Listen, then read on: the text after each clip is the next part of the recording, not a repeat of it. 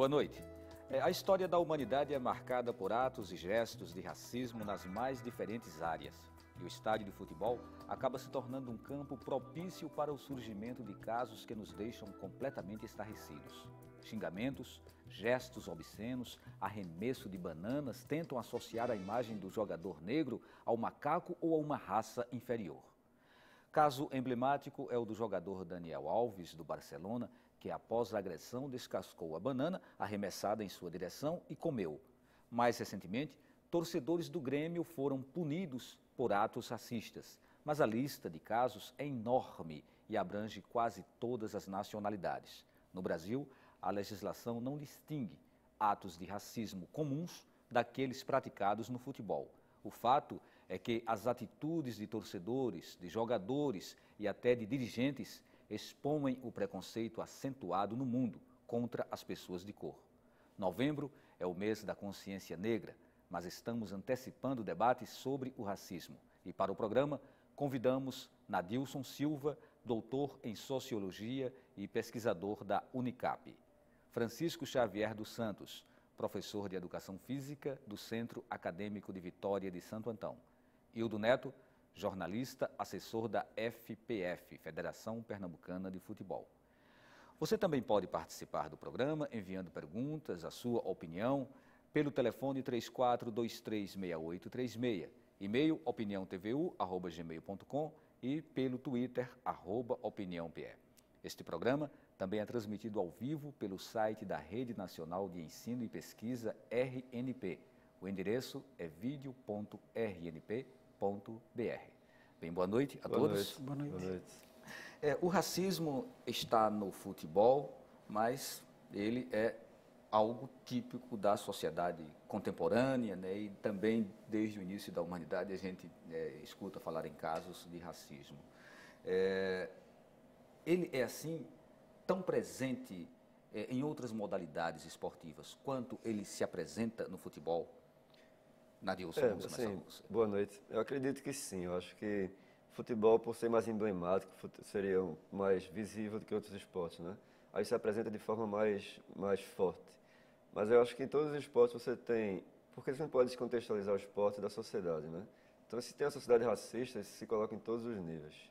E no futebol isso é mais emblemático, porque você tem transmissões, você tem como cultura brasileira o futebol, né? Então isso se torna mais forte, mas eu acho que em qualquer esporte você tem esse fenômeno do racismo. E o que seria, de fato, o racismo no futebol? Eu acredito que seria a ideia de que os negros deveriam ter menos espaço nesse ambiente do esporte, né? Eu acho que a gente pode pensar um pouco na nova formatação do esporte mundial, assim, até no Brasil, em que você tem cada vez mais os brancos também tendo espaço no futebol, porque tradicionalmente o futebol tinha assim, a maioria eram negros, porque usam o esporte como forma de ascensão social. Hoje em dia você vê em escolinhas de futebol pessoas de classe média colocando filhos para jogar, com intenção também de serem jogadores de futebol. Então não é uma coisa que apenas as classes mais baixas têm essa ideia de ser jogadores de futebol. Então isso começa a ter uma competição. E onde tem competição, você tem a questão da raça, a ideia de que as classes sociais começam a expressar um pouco mais esse racismo. Uhum. E na sua visão, Francisco, por que existe um preconceito tão forte no campo de futebol? Primeiro, boa noite aos telespectadores, boa noite também aos convidados que estão aqui nessa mesa redonda aqui, né?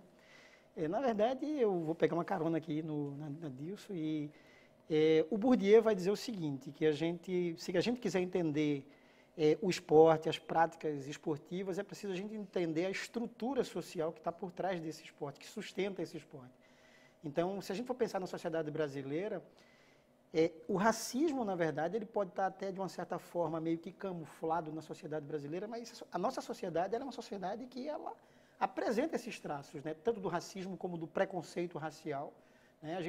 Se a gente for para determinadas regiões do Brasil, a gente vai ver que há determinados grupos, né, sociais que ostentam essa ideia de superioridade. Então, o racismo, na verdade, é uma ideia de superioridade racial.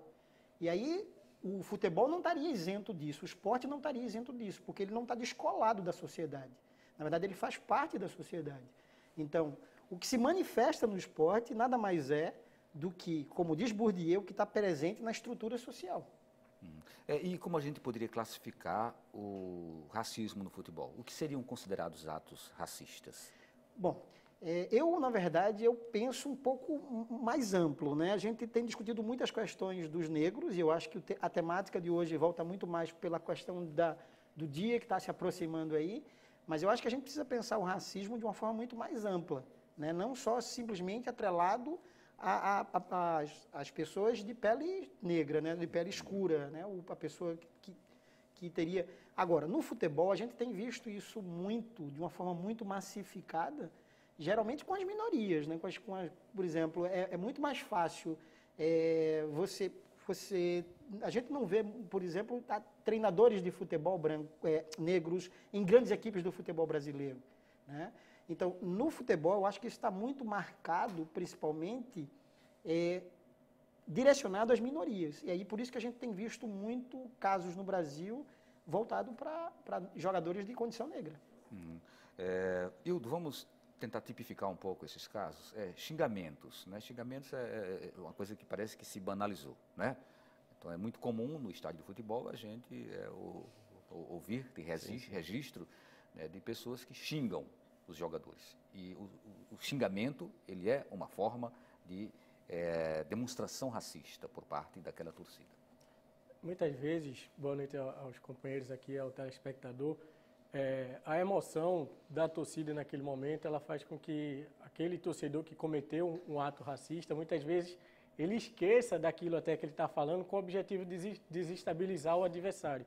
Tanto é que, na maioria das vezes, quando o caso ganha repercussão, você vê que as pessoas se dizem arrependidas, que não queriam fazer aquele ato. Mas aí, nesse intuito de querer desestabilizar o adversário, você acaba ultrapassando essa barreira aí do preconceito em si, né? A gente pode observar, eu acho que um exemplo aqui claro, em Pernambuco, era o goleiro Nilson. Na época que ele jogava no Santa Cruz, os torcedores do Náutico, por muitas vezes, imitaram macacos na torcida, querendo desestabilizar o atleta. A partir do momento que o atleta passou a jogar na equipe do Náutico, isso também pode ser visto por parte de alguns torcedores do Santa Cruz. Ou seja, não é algo que é característico de um determinado grupo populacional. Mas aí, a partir do momento que você está numa disputa e no duelo, e aí você acaba querendo desestabilizar o adversário, infelizmente, dessa forma que acaba agredindo não só aquele jogador naquele momento, mas, como pôde bem colocar aqui o estudioso, mas uma classe, uma raça, um gênero também, já que a gente vê muita questão da homofobia, que também está presente no futebol, e também até outras pessoas que não estão envolvidas, se a gente for até sair um pouquinho do tema, a mãe do juiz, coitada, né, sofre tanto e é xingada o tempo todo. Então, a gente às vezes tem que saber separar isso, as pessoas têm que pensar um pouco antes de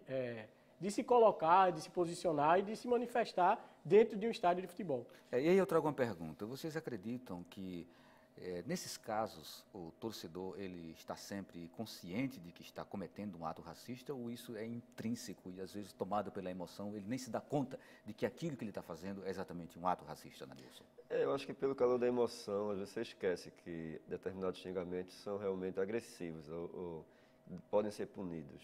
Eu acho que a novidade é você ter no Brasil isso colocado de forma mais aberta, porque racismo sempre existiu, xingamentos sempre existiram no futebol. Sempre houve, Pelé um dia desse na declaração falando que se ele fosse parar toda vez que xingassem ele de negro, ele não teria jogado, porque ele teria que parar todas as vezes, né? A novidade é você ter isso debatido publicamente e sendo alvo de sanções, a lei punindo esse tipo de atitude. Eu acho que isso é um grande avanço, porque eu acho que tem a ver com o movimento negro mais organizado, né? A luta pelos direitos e liberdades civis, e aí você tem uma pressão maior sobre esse comportamento que é odioso, que hoje em dia acontece no Brasil, mas fora do Brasil, na Europa principalmente, porque se mescla com a questão dos imigrantes, né? Tem além da questão negra, a questão racial, tem a questão da imigração, isso aí sempre foi muito forte. Aqui no Brasil é uma novidade você ter isso debatido publicamente e tendo leis específicas para punir essas pessoas que fazem isso. Eu acho que é um grande avanço. A gente ainda vai aprofundar mais um pouquinho essa questão da legislação, mas eu queria também ouvir a opinião, né, do Francisco sobre isso que eu coloquei, né? Ou seja, você acha que são atos sempre conscientes ou esse racismo enraizado no ser humano, né, culturalmente? que isso acaba fazendo com que ele tome essa atitude? Olha, eu gosto sempre de pensar que a moeda tem dois lados, né? Uma moeda sempre tem dois lados. Eu acho que tem um momento como o assessor de imprensa aqui da FPF, da Federação Pernambucana de Futebol aqui, colocou, há um momento ali que o torcedor realmente está mobilizado por um sentimento, pela emoção, pela paixão. Mas se a gente sai um pouco do estádio de futebol, a gente vai ver no cotidiano das pessoas, e aí eu posso trazer um exemplo aqui, houve uma época que eu estudei um tempo no Paraná, e eu convivi com algumas pessoas assim, e claro, não seriam todas as pessoas, mas algumas pessoas com quem eu convivi da região do Rio Grande do Sul, externavam durante muito tempo um sentimento assim desejoso de haver realmente uma separação, né, entre o sul do Brasil e o nordeste brasileiro. Então, e isso não estava sendo, esse tipo de posicionamento, ele não estava sendo colocado dentro de um estádio de futebol onde há emoção, há paixão. Era ali num momento assim de racionalização. Então, eu acredito que o ser humano em si, ele é um misto, né? Há um momento assim realmente que as coisas fogem um pouco do controle assim e o Norbert Elias vai falar um pouco disso, que é o controle das emoções, né? Que a gente também hoje na sociedade, a gente precisa controlar um pouco mais as nossas emoções, até porque a gente vive numa sociedade hoje que, como você disse, daqui a pouco a gente vai tocar nisso, do ponto de vista da legalidade, a gente precisa hoje perceber um pouco que as coisas têm que andar com um certo critério, um certo controle social. Hildo, o Francisco ele criou aí um mapa bem mais aberto, né, para a prática, onde se manifestam práticas de racismo. No caso específico do futebol, a gente sempre fala, né, do ato acontecido ou dentro do estádio, mas fora do estádio também. Aqui em Pernambuco é muito comum, após uma partida, por exemplo, um pouco antes da partida, as torcidas se encontrarem e manifestações racistas virem à tona? Eu creio que não, professor. Acho que isso acontece muito mais, assim, como eu coloquei no começo, né? Voltado para os atletas da equipe adversária. Até porque, se a gente for ver a questão do futebol, o futebol é esporte popular que une o negro ao lado do branco, o rico ao lado do pobre. Então, o futebol ele tem essa dinâmica de que consegue juntar, independente da classe social. Então, por isso que eu acho que muitas vezes, claro, que a gente sabe que tem aquelas pessoas que têm o preconceito em si, que podem manifestar, e também tem essa questão do preconceito movido por essa emoção, esse racismo. Então, acho que é preciso separar muito bem isso. Acho que quando você manifesta que antes do jogo pode ser que aconteça manifestações racistas ou após o jogo, durante a partida.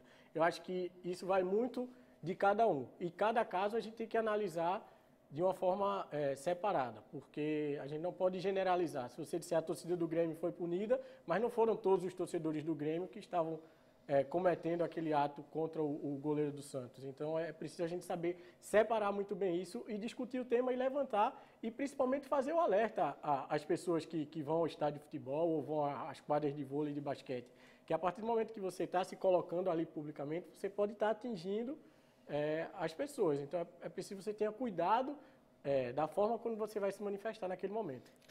Vocês acham que Pernambuco está tão bem assim nesse quesito que fora, ou seja, quando tem algum ato racista fica mesmo restrito ao gramado e à arquibancada? Não acredito que não. Eu acho que cotidianamente a gente vê isso expresso em atos comuns, né? Em cinemas, na rua, no shopping, em vários ambientes. Mas eu acho que a ironia é que a gente é um povo mestiço, né? E a ideia do negro, o que é o negro? Seria aquele puramente preto ou aquele que é moreninho? A gente sempre teve um pouco essa dificuldade de lidar com isso, né? De saber assim, o que é o preto, o que é o mestiço, o que é o branquinho?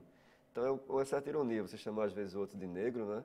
Quando você é filho de mestiço, quando você tem na sua família pessoas, às vezes avós negros ou seu próprio pai é negro. Então isso às vezes é muito mais falta de informação, assim, vamos pensar a questão educacional, né?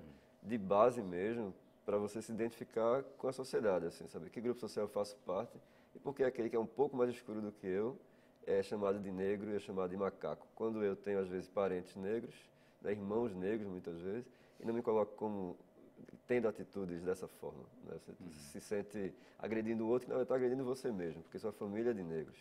Então, acho que é importante pensar um pouco nesse aspecto. Certo. Professor Francisco, uma coisa que é muito curiosa é a força dos símbolos, né? A simbologia de um gesto, por exemplo. De repente, uma banana, ela pode ter um peso enorme, ser tipificado como uma expressão racista. Gostaria que você falasse um pouco sobre isso, né? Inclusive a gente pode fazer aqui uma alusão a esse caso que a gente citou na abertura, né, do Daniel Alves, que não é o único, né?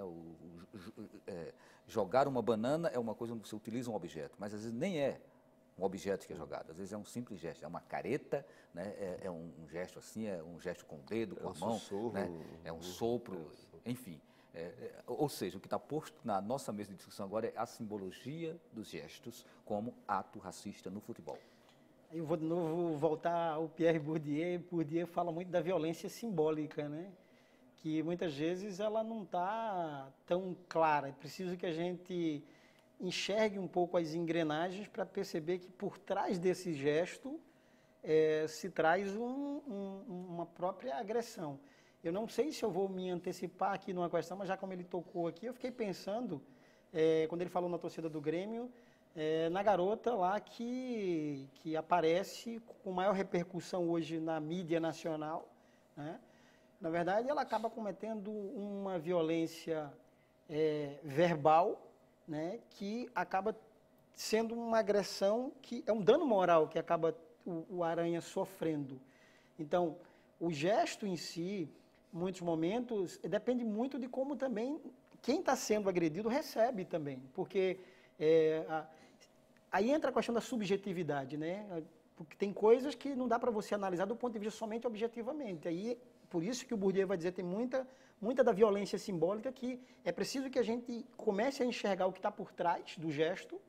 E eu vejo que dentro do estádio de futebol hoje, muitos gestos hoje são no sentido realmente de cometer agressões mesmo. Eu acho que, e aí assim, eu trabalhei muito tempo com futebol e aí eu gostaria também de também promover uma defesa do futebol. Eu não acho que o futebol é violento. Na minha opinião, o futebol não é o futebol que é racista. Como eu disse no início da minha fala, eu acho que a nossa sociedade ela é uma sociedade violenta, ela é uma sociedade racista, e isso aparece no futebol. Esses símbolos aparecem no futebol, porque esse símbolo está dentro da sociedade. Uhum. Você já tocou no caso aí da torcedora do Grêmio, né? Inclusive, naquele caso, quem foi punido foi o estádio, foi o time, né? Foi o time. Isso, sim, né? Inclusive, Foi o hoje time o jogo que foi Botafogo e Santos, o Grêmio nem chegou a jogar a partida de volta, foi punido pelo Superior foi Tribunal de suspenso da Justiça Copa do Brasil. Desportiva, exatamente, foi suspenso, e hoje é que o Santos está disputando a vaga aí com o Botafogo na semifinal. E aí eu acho que antecipando um pouquinho também, a gente entrando nessa questão da legislação, que também tem no Código Brasileiro de Justiça Desportiva, os clubes podem ser punidos e também os atletas. Teve um atleta do Avaí recentemente que pegou 5 jogos e uma multa de 10 mil por ter chamado um jogador do Boa Esporte de macaco. Então, isso que o professor colocou, acho que antigamente não se vinha tanto à tona quanto a gente está vendo hoje, de punição a atletas, punição a clubes e punição a torcedores. Eu acho que isso faz com que também a gente possa diminuir a quantidade de casos. Acho que mostrando mais, a gente vai conseguir fazer com que diminua. Qual é a realidade da justiça desportiva, a realidade da legislação brasileira e o que pensa também a FIFA sobre a questão do racismo no futebol? Esses são pontos que a gente deixa para o próximo bloco. Lembrando que você pode participar do programa pelo telefone 34236836, e-mail opiniãotvu@gmail.com e também pelo Twitter @opiniãope. A gente volta daqui a pouquinho.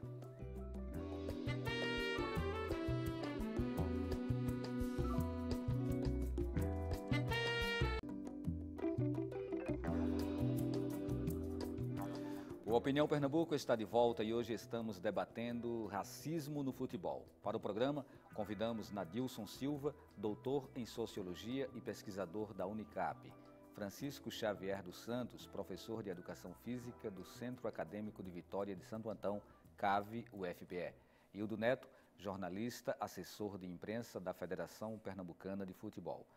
No último bloco, a gente já estava levantando a questão da legislação brasileira. Por que ela deixa tantas brechas, ou porque ela não contempla de uma forma mais específica o racismo no futebol? Quem gostaria de responder? Posso começar. Francisco? Você está abrindo por um ponto aí. Por que a nossa legislação ela deixa tanta brecha, a legislação esportiva ela deixa tanta brecha? a nossa legislação mais geral, ela é cheia de brechas, né? Então, assim, se a gente acompanhou recentemente aí essa discussão aí do mensalão e tal, e a gente foi vendo que vai aparecendo uma série de brechas para você recorrer. Isso não é diferente com o campo esportivo, né? Os clubes vão vendo, por exemplo, a gente vai voltar ao caso do Grêmio, né? O Grêmio que foi punido recentemente, na minha opinião, uma punição justíssima, né? Eu acho que o clube tem que, eu acho que o clube é o responsável por essas coisas.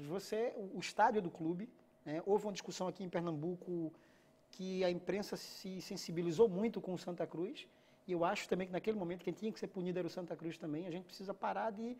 Eu acho que talvez esses panos quentes é que faz com que muitas vezes o próprio nosso STJD, nesse momento, na minha visão, ele acaba de uma certa forma se inclinando muito para determinados segmentos do futebol, né? E aí eu posso falar do caso, por exemplo, da Portuguesa, que acabou sofrendo de uma certa forma também um certo preconceito, um certo racismo, por ser uma equipe muito menor, a forma como foi tratada, né? Então, eu acho que as brechas, na verdade, ela decorrem muitas vezes porque o nosso sistema legislativo, ele dá margem para isso. Nadilson, às vezes fica difícil você identificar dentro de uma torcida quem é o agressor, né? No caso ali do Grêmio, a mídia destacou uma pessoa como sendo a responsável pela agressão. No entanto, a legislação aponta como culpado o time. E isso é, de fato, polêmico, não é? Aí eu queria saber se você concorda com essa opinião do Francisco ou se você tem alguma divergência. Eu divido, eu acho que deveria haver uma certa individualização. Acho que deveria a punição geral, obviamente, para o clube, né? Mas também individualmente o indivíduo deve ser punido. Eu acho que porque eu acho que o anonimato era alguma coisa que encobria muito esse comportamento. Agora, quando você tem a tecnologia, que você pode individualizar exatamente quem está falando aquilo e com closes mostrar o gesto, né, inclusive o gesto do agressor, então você pode punir de forma diferenciada. Acho que antes, quando você tem essa ideia de que você se escondia na multidão, né, porque você até usava atos agressivos porque você se escondia entre os outros. Você jogava uma pedra e se escondia, você falava e se escondia. E agora, com a tecnologia que consegue fazer essa identificação, a legislação teria que se adaptar também a isso, não apenas e a lei, punir coletivamente. Completando aí, professor, a lei ela já obriga os clubes com estádios com capacidade acima de 20 mil pessoas que eles tenham monitoramento por câmeras. Então, isso facilita a identificação dos torcedores. Eu também concordo com o senhor, acho que a gente tem que analisar mais uma vez casos e casos, acho que a pessoa tem que ser punida individualmente, mas em determinados casos, nesse caso do Grêmio, não. Acho que o Grêmio tinha que ser punido até que foi uma manifestação coletiva. Sim. Mas você não pode punir o clube por atos individuais. Acho que, como partiu de um setor da arquibancada, acho que envolveu muita gente. Mas, se você pune a partir de atos individuais, acho que isso se torna muito perigoso. Tanto é que até o próprio STJD teve o problema lá no jogo do Sport, que alguns torcedores brigaram lá em Santa Catarina, e aí foi provado que os torcedores não eram torcedores do Sport, nem sequer eram pernambucanos, e aí acabou sendo retirada essa punição do Sport. O Sport tinha perdido 3 mandos de campo, e essa punição foi retirada. Então é preciso que a gente saiba separar muito bem as questões. Pode acontecer isso deliberadamente, uma torcida se organizar exatamente para prejudicar o outro time? Pode. Inclusive aconteceu, acho que foi lá em Natal, um torcedor do ABC no jogo do América, ele invadiu o campo com o objetivo de prejudicar o América e depois se descobriu de que ele não era torcedor do América. Com camisas, às com vezes? A camisa identificada, era torcedor do time rival. Então isso acontece no futebol, a gente sabe.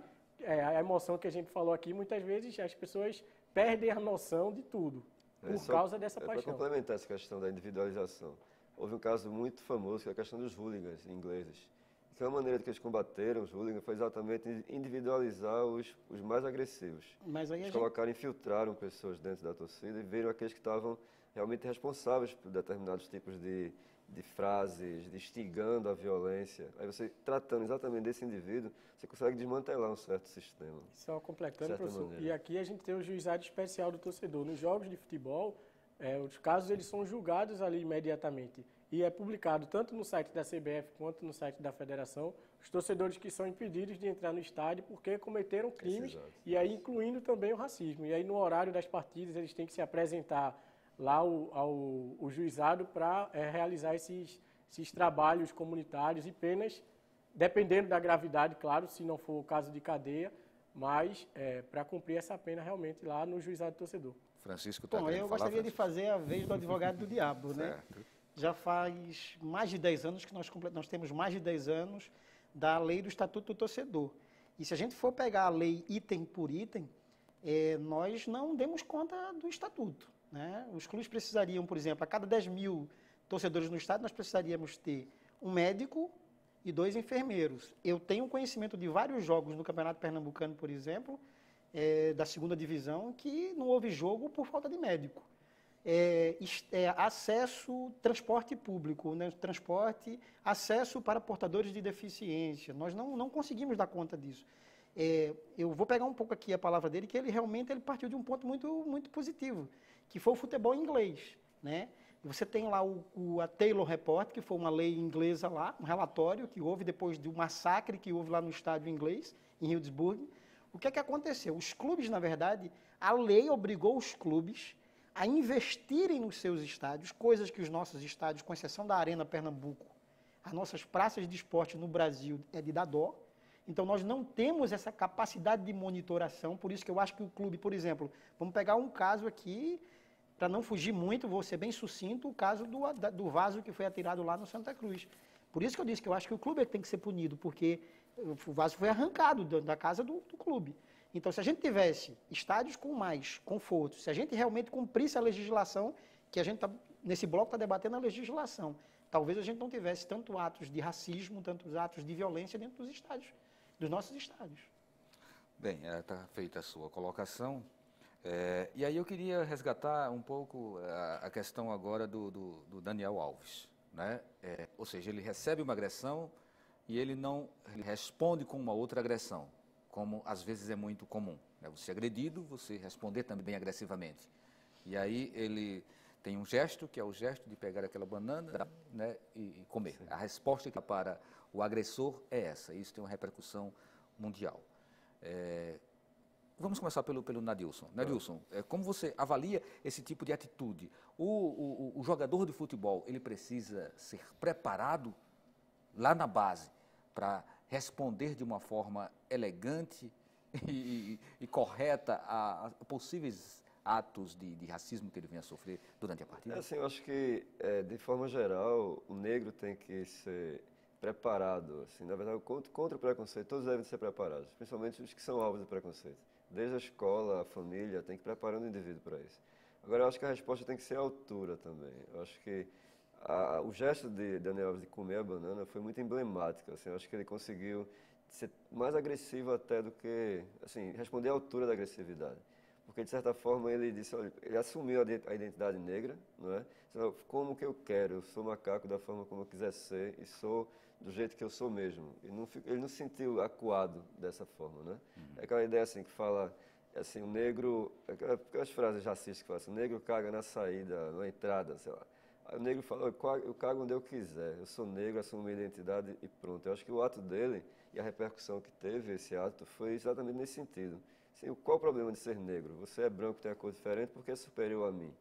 Né? Então, isso é aquela ideia de todos somos macacos. Na verdade, eu até discordo, acho que todos somos seres humanos. Mas a ideia de todos somos macacos foi positiva aquela campanha. Porque realmente, por que agir, ter essa atitude de defesa quando você pode ser um pouco mais agressivo nesse momento? E no futebol você pode ser ídolo, e é quase sempre assim, você é ídolo para uma torcida, mas para outra torcida, ali você é um vilão, né? Você é um carrasco.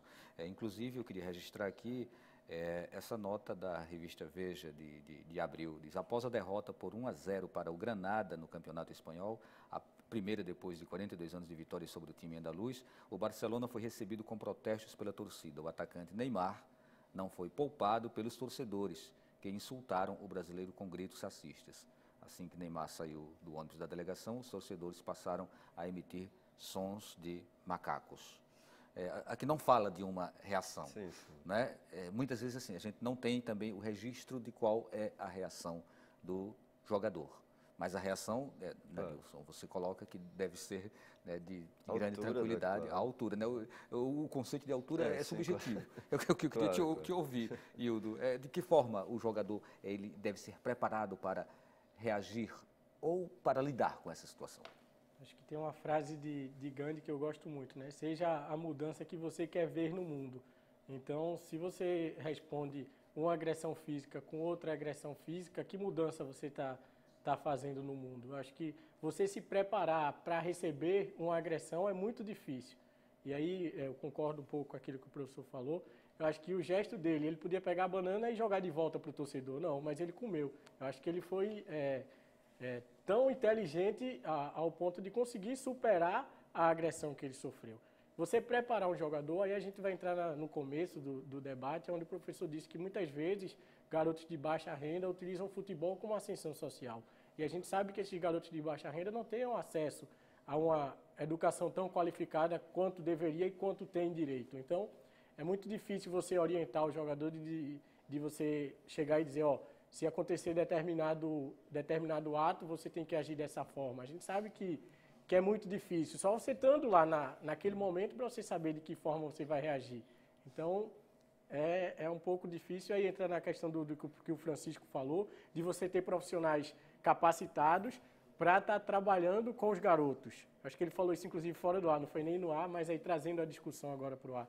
De você ter profissionais que trabalham com esses garotos assim que eles chegam no clube, com 12, 13, 14, 15 anos, para que eles possam estar preparados, não só fisicamente para exercer a função de jogador de futebol, mas também psicologicamente, já que eles passam por diversas pressões e o racismo, o preconceito também se engloba dentro dessas pressões que eles sofrem nos estádios de futebol. Talvez ele deva também ser orientado a agir consoante a legislação, né, de acordo com a lei. Agora, aí vem a velha questão, né? Que lei? Né? E aí, eu lembro aqui que a expressão racismo no futebol é empregada de forma tipicamente equivocada, né? Porque às vezes é confundida com crime de injúria. Então, e isso é mais um problema para poder você chegar a uma punição, para penalizar um infrator. Mas aí, só acrescentando aí, o CBJD ele não traz um artigo só sobre racismo, mas ele fala a questão do preconceito de cor, de gênero, de sexo. Então, ele já separa um pouquinho aí da injúria, por exemplo, de você chamar um árbitro de ladrão, é diferente de você de chamar um árbitro de macaco, como aconteceu lá no Rio Grande do Sul, e quebrar o carro do árbitro, e isso aí teve também uma grande repercussão. Então, a gente tem que saber separar isso também e ver que as punições estão ocorrendo, né? Francisco. Não, eu vou voltar ao que você perguntou, se os jogadores precisam estar preparados. Devem estar preparados desde cedo, né? Porque o mundo hoje, principalmente o futebol europeu, não está mais buscando jogadores, eles estão buscando atletas, né? Garotos que são formados principalmente do ponto de vista educacionalmente, porque eles vão para uma nova cultura e eles precisam se adaptar a essa nova cultura, porque alguns garotos não conseguem se adaptar, o caso do Adriano, bate e volta. E aí, no campo da legislação, não é o jogador. Por isso que eu acho que o Daniel, ele respondeu de uma forma muito ética, muito equilibrada, porque não é o jogador que vai tomar esse partido. O clube tem advogados, tem pessoas, tem um corpo jurídico para acionar, e como o Barcelona fez isso, né? Inclusive depois o torcedor acabou pedindo desculpas publicamente ao Daniel, mas eu acho que não é função do jogador perder o equilíbrio. Eu acho que nenhum profissional deve perder não deve dar o seu direito, como a gente fala, né? E por isso que eu acho que os garotos têm que ser realmente bem preparados, para inclusive suportar pressões, porque se não suportar pressões, como é que vai ser jogador de alto nível numa cobrança excessiva, que todo dia você está cobrando dos atletas, né, que eles rendam. Essa educação não lhe parece, Nadilson, por exemplo, muito delicada, né? Ou seja, essa orientação, você vai chegar para uma criança e dizer, olha, você é negra e você fique atenta porque você pode sofrer. Sim, mas com base em quê que vai dizer que é negra? Se, inclusive, no Brasil, você se autodeclara, né, branco, pardo ou negro. Né? Eu acho, exato. Então, como que essa questão é resolvida na hora em que uma criança que está em formação como jogadora de futebol, ela precise ser orientada? Eu acho que é uma questão mais geral, que é a ideia de você valorizar sua própria cultura e seu grupo racial. Só que os negros, eles não estudam a própria história dos negros. E aí você tem a história do europeu, a história contada pelos brancos. Eu acho que isso passa exatamente pela valorização da cultura negra. Então ele já vai se identificando com uma certa forma de atitude, uma história que ele tem, né? E aí você começa a ter uma autoestima um pouco maior. E quando você tem autoestima, é o que eu falei. Você me chama de negro, mas qual é o problema que eu ser negro? Por que você é superior por ser branco? Então, esse tipo de atitude pode ser transformada através da autoestima. Agora, se você tem um racismo, né, que é explícito, e você se coloca numa atitude defensiva ou de inferioridade, aí você estaria realmente reagindo de forma errada. Não é a ideia de que o errado não é só o racismo.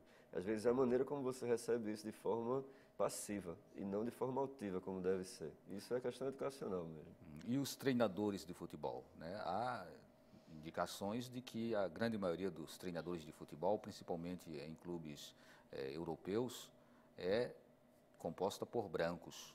Ou seja, alguns chegam a dizer que o negro não teria capacidade para comandar. E isso é muito polêmico e a gente deixa para discutir no próximo bloco.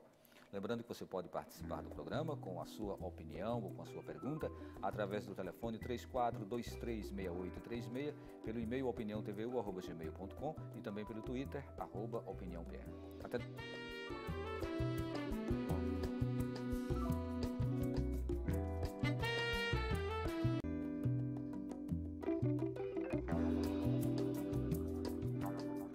O Opinião Pernambuco está de volta e hoje estamos debatendo o tema racismo no futebol. E para o programa, convidamos Nadilson Silva, doutor em Sociologia e pesquisador da Unicap, Francisco Xavier Santos, professor de Educação Física do Centro Acadêmico de Vitória de Santo Antão, UFPE, Hildo Neto, jornalista, assessor de imprensa da Federação Pernambucana de Futebol.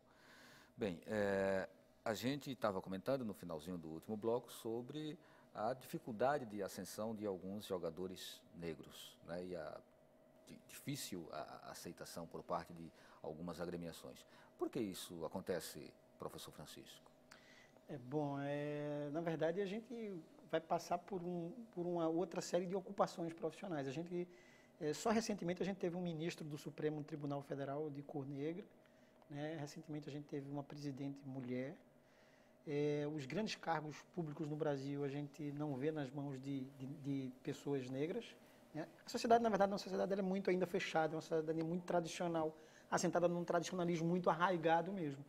O futebol não é diferente, a gente não tem hoje presidentes de federações negros, e a gente pega os 20 clubes hoje do país, os 20 clubes da Série A do Brasileirão, se procura um presidente negro, a gente não acha. Aí a gente vai agora para os treinadores, né? A gente teve recentemente o Jaime, lá no Flamengo, né? E teve o Andrade, que foi campeão brasileiro pelo Flamengo e logo em seguida foi demitido. Aqui no Santa Cruz aqui em Pernambuco existiam algumas discussões com relação ao Lula Pereira, porque é que o Lula nunca assumia um clube de futebol de Pernambuco. E algumas más línguas diziam que pela cor do Lula, né? Então, eu acredito que o tradicionalismo da nossa sociedade brasileira, essa tradição assim, muito arraigada numa herança, como diria o Gilberto Freire, da Casa Grande e Senzala, faz com que a gente crie esses entraves e que a gente deixe de ter grandes profissionais de cor, de pele escura, trabalhando nos clubes, seja na formação, seja no alto nível. Além disso, o futebol também é muito machista, né? Talvez também. Impensável ainda uma mulher, e além do mais de cor negra, né? Se é tão difícil para o negro, né, ascender como treinador, depois de tantos anos, né, de futebol sendo praticado no mundo. Bom, Nadilson. Isso, eu acho que está havendo mudanças. Como eu falei no início do debate, só ter isso colocado como uma coisa pública já é um grande avanço. Como eu disse, durante muito tempo, assim, a história toda do futebol foi marcada por preconceito. E só recentemente que se virou caso de punição, né? E a gente está debatendo isso aqui agora, já é um grande avanço para essa relação. Eu acho que com esse avanço na sociedade que você vai ter um avanço no combate, né, e na legislação. Porque eu acho que eram casos que não eram punidos dessa maneira como estão sendo agora. A Europa já avançou bastante, porque lá tem a mistura entre a questão xenofóbica e a questão da cor, né? Então, muitas vezes, o imigrante negro, você não sabia se era tratado como sub-raça ou inferior por ser negro ou por ser de outro país, né? Então misturava-se muito isso. E aqui no Brasil é puramente racial, você não tem, são brasileiros mesmo, negros, que são tratados de forma discriminatória, não tem nada a ver com a questão xenofóbica. Então aqui fica mais explícito ainda do que nos países europeus. E a mídia, ela apenas reproduz os preconceitos da sociedade ou por ser formada por cidadãos, ela também tem sua grande carga de preconceito quando lida com a questão do racismo no futebol? Vamos começar pelo Hildo, que é jornalista, né, da área. Eu acho que a mídia ela reproduz um pouco aquilo que é reflexo da sociedade, né? Eu acho que muitas vezes poderia se combater mais, poderia se ter uma campanha maior contra o racismo, mas muitas vezes as pessoas procuram deixar para lá, vamos dizer assim, né? Isso é normal ou é natural? Eu acho que isso está mudando, como o professor colocou aqui, de estar chamando mais atenção, né? Se você for ver essa questão dos técnicos negros não terem espaço, acho que a gente não pode tomar isso como regra. Hoje a gente tem ele falou do Andrade, falou do próprio Jairo, tem o Cristóvão Borges, que é o técnico do Fluminense, o Sidolfi, ele saiu do Botafogo para ser técnico do Milan lá na Itália. Então a gente tem casos e tem, como ele próprio citou, o Joaquim lá no Supremo, de que os negros eles estão conquistando seu espaço e estão mostrando a capacidade que tem de, vamos dizer assim, a gente voltando lá antigamente, né, de não ser só a mão de obra, mas também de ser o patrão, de ser o dono da casa, vamos dizer assim. Então é importante a gente saber isso e a mídia poder valorizar isso, a questão de você ser da terra também, pegando só um pouquinho, me estendendo até aquilo que Francisco falou do Lula Pereira, e a gente vê que o técnico daqui não tem tanto espaço e ser valorizado lá fora, como o Givanildo Oliveira foi, por exemplo, teve que vencer fora para poder retornar e vencer aqui na terra, como o Dado Cavalcante, que saiu daqui também meio desvalorizado do Santa Cruz e hoje volta e está brilhando no Náutico. Tem outros casos, como Roberto Fernandes, por exemplo. Então, é importante a gente saber isso, né? Do santo de casa não fazer milagre, né? Assim como a mídia às vezes elege e às vezes derruba presidente da República, isso também acontece com o futebol, né? Às vezes ela levanta, ela elege, né? Ou pelo menos tem uma grande contribuição na escolha de um treinador, assim como derruba, né? A gente tem até o caso do Dunga, que foi um caso bem também emblemático aqui, né? O caso de uma grande campanha na mídia para colocar Dunga fora, né? E entra Mano Menezes. E, enfim, essas coisas todas acontecem e demonstra esse grande poder de manipulação da nossa imprensa, da imprensa Eu queria falar um pouco sobre isso. Eu acho que o futebol é muito político e muito conservador. Agora mesmo com essa Copa do Mundo, que foi uma vergonhosa derrota que nós tivemos, não houve transformação nenhuma. Eu me senti desrespeitado quando a CBF botou Dunga de novo para ser técnico da seleção.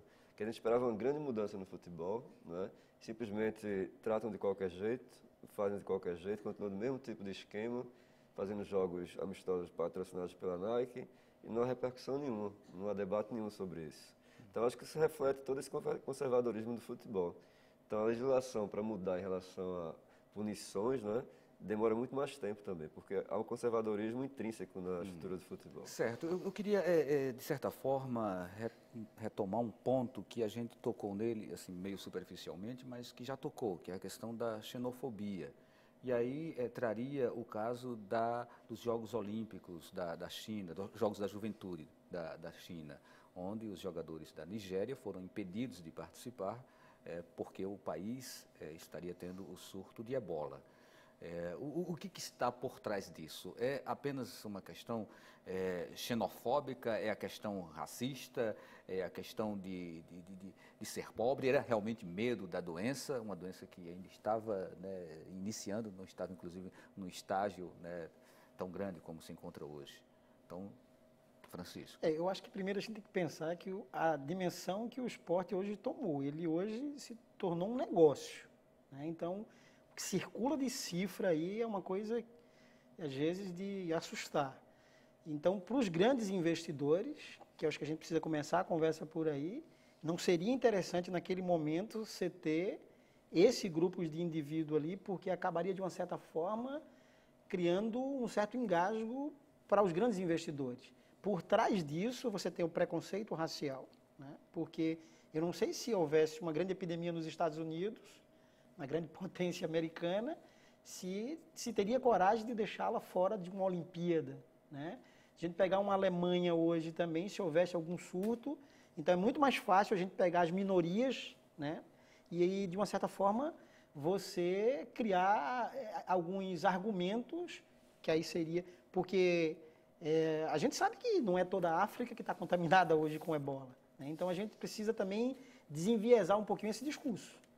Trazendo outro exemplo, né, a própria seleção de Serra Leoa está sofrendo preconceitos quando joga em outros países da África com torcedores gritando, né? É bola, é bola, é bola, querendo atingir os jogadores, hotéis se negando a receber a delegação de Serra Leoa. Então, realmente é um tema muito grave de que a gente tem que tratar realmente e mostrar que está acontecendo, né? Para evitar que novos casos aconteçam. É possível que algum time ele chegue a criar, assim, eu vou contratar esse daqui porque ele é branquinho e esse outro é negrinho. Os dois são bons, tá? E fazer esse tipo de escolha? Há um caso clássico no futebol pernambucano, que é o time do Náutico, né? Que foi o que mais demorou a contratar torcedores negros, foi o time do Náutico. E ainda se tem essa brincadeira, né? Assim, entre os torcedores pernambucanos. Na verdade, o futebol ele começou com um esporte elitizado, né? Onde o negro não tinha vez. Muitas vezes temos exemplos aí de negros que tiveram que se pintar de pó de arroz para poder jogar futebol, né? Então, essa origem elitista do futebol fez com que o preconceito ela acompanhasse e seguisse durante muito tempo, acho que mais ou menos até 1933, quando ocorreu a profissionalização do futebol. Eu acho que dessa forma não. A gente já teve o Atlético de Bilbao lá na Espanha, que ele só contratava jogadores oriundos da região lá da Catalunha. Então ele não contratava nem estrangeiros, nem jogadores de outra região. Hoje em dia não, já está mais aberto isso. Mas com relação a potencial, acho que na hora que o dirigente ele vai contratar um atleta, ele não olha a cor, a idade, a religião, o sexo.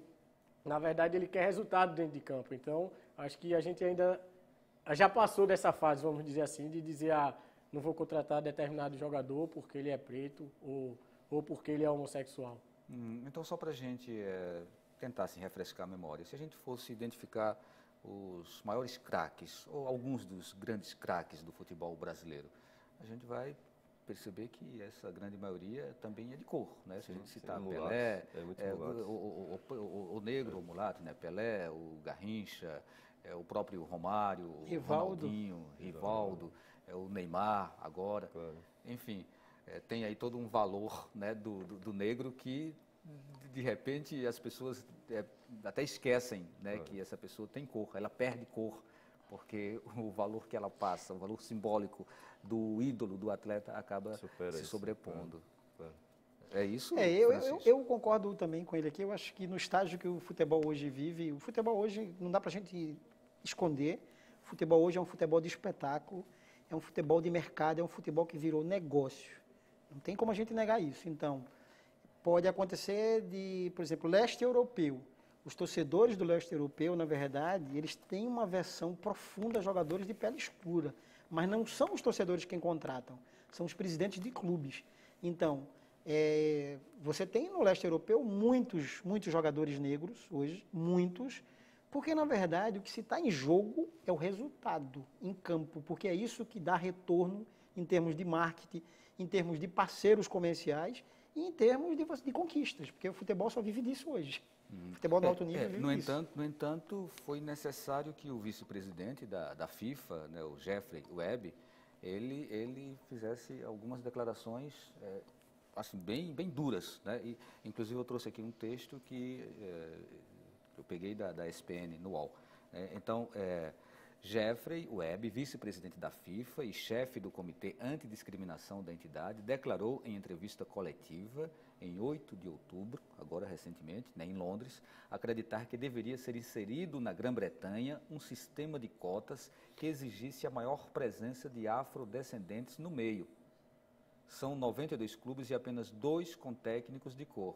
O Webb aconselha que seja seguido na Grã-Bretanha o modelo da Liga de Futebol Americano, no qual os clubes são obrigados a incluir minorias étnicas entre os candidatos ao cargo de treinador das equipes. Isso também deveria acontecer no Brasil? Eu acho importantíssima essa colocação, porque nos Estados Unidos houve um momento que você tem essa questão do talento, né, em vários esportes, mas por você ser negro você não era contratado.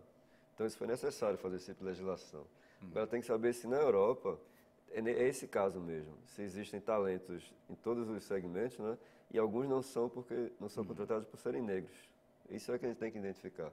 Aqui no Brasil também, a gente não sabe se essa legislação, sendo importada, seria necessária nesse nosso contexto. Porque a gente tende muito a achar que os Estados Unidos é um modelo, né? Só que o Leste tem uma problemática racial bem mais assim, não é que seja mais grave, mas é mais aberto o jogo. Então você sabe exatamente que a pessoa não está ali porque é negro. E aqui é como uma coisa mais camuflada, você tem que saber se realmente essa lei aplica-se dessa maneira.